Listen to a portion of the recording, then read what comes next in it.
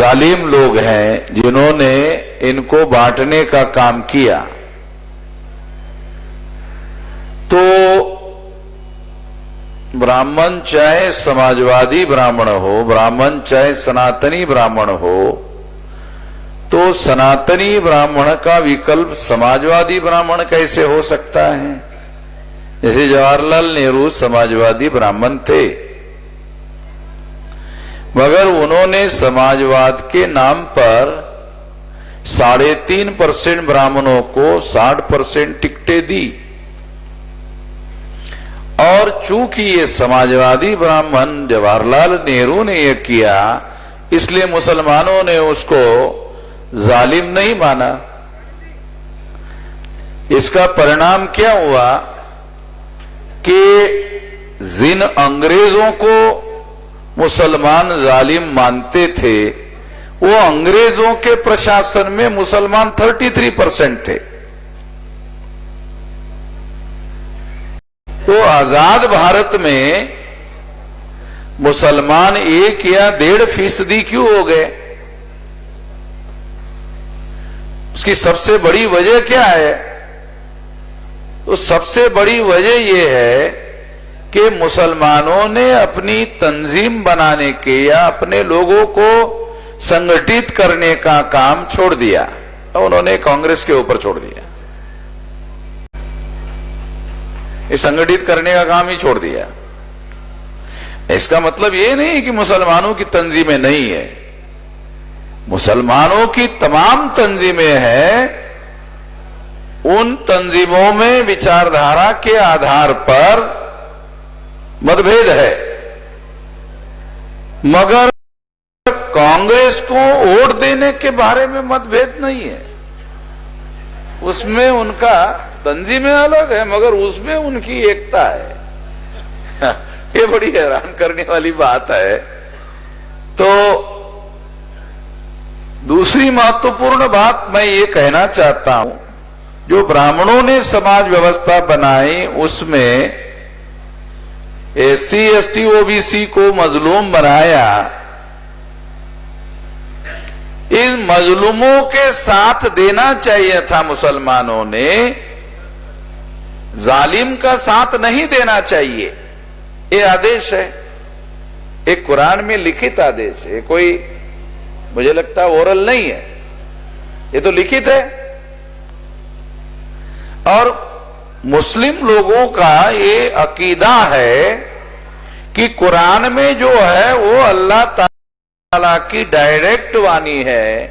इसका मतलब है अगर कुरान में ही ये लिखा हुआ है और अल्लाह ताला ने ही लिखा है, तो अल्लाह ताला के ही आदेश को मुसलमान नहीं मान रहे है?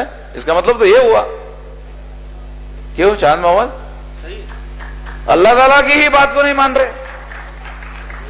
तो अगर आजाद भारत में मुसलमान अगर संकट में है, तो माफ करना, शायद अल्लाह ताला ने ही मुसलमानों को संकट में डाला। क्यों? मेरी बात नहीं मानते हो? अच्छा है, तुमको सबक सिखाना पड़ेगा। तो अल्लाह ताला ने शायद मेरी बात नहीं मान रहे हो तो तुम लोगों को सबक सिखाना पड़ेगा, शायद इससे तुम्हारी अक्ल ठिकाने पर आएगी, तो फिर तुम में सुधार होगा। तो हमारे साथ जो मुस्लिम आ रहे हैं वो सुधरे हुए मुसलमान है, ऐसा मैं मानता। ये अल्लाह ताला के कोप से ही शायद ये बदलाव मुसलमानों में हो रहा है। और मुसलमानों का ये अकीदा है कि दुनिया में जो भी होता है वो अल्लाह ताला के इशारे के बगैर होता नहीं है। अगर मैं मुसलमानों को अपने साथ जोड़ रहा हूं तो मुसलमानों का अकीदा है, ये भी अल्लाह ताला की वजह से हो रहा है, क्योंकि ये ऐसी ही अकीदा है ना। क्यों मकसूद यही अकीदा है। और मुसलमानों को संकट में डाला, वो भी मुसलमानों अल्लाह ताला का ही कोप है। और संकट में डालने के बाद मुसलमानों के दिमाग में कि अब उधर वामन मेश्राम के साथ जाओ, मजलूम का वही काम देख रहा है, तो मजलूमों के साथ में मिलकर आपको काम करना चाहिए। तो मैं ऐसा मानता हूं कि मुसलमान आने वाले 2030 तक अकेले निर्धारित कर दे कि इस देश के मजलूमों को जालिमों से लिबरेट करना है, तो मुसलमान संगठित होकर ऐसा कर सकते हैं, बशर्ते एक शर्त है, उनको मजलूमों के समर्थन में खड़ा होना होगा। और ये दुनिया में इतिहास हो जाएगा। ऐसा काम संगठित होकर मुसलमान को, जालिम कांग्रेस को साथ तो देते ही है, मतलब संगठित तो पहले से ही है, केवल संगठित है केवल जालिम के बजाय मजलूम को साथ देना है। तो इससे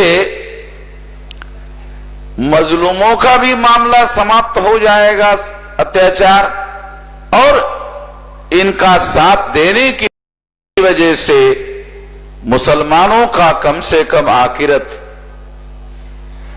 ठीक हो जाएगा। ये आखिरत में कोई समस्या, कोई सवाल पूछा नहीं जाएगा। और अगर मान लो कि कुछ आपने गलत कर भी दिया तो अल्लाह ताला कहेगा कि एक काम आपने बहुत अच्छा किया, जालिम के विरोध में मजलूमों का साथ दिया, इसलिए बाकी सारे जुर्म आपके माफ कर दिए जाते हैं और आपकी आखिरत को हरी झंडी दिखाई जा सकती है। तो इसलिए मैं मुस्लिम भाइयों को यह अनुरोध करता हूं कि वो ये जो बात मैं कह रहा हूं इस पर भी एक बार विचार करे, ठंडे दिमाग से विचार करे। वैसे ठंडी के दिन तो है ही है, तो इसलिए ठंडे दिमाग से विचार करने के लिए ठंडा होने की जरूरत नहीं है, ठंडा चल ही रहा है।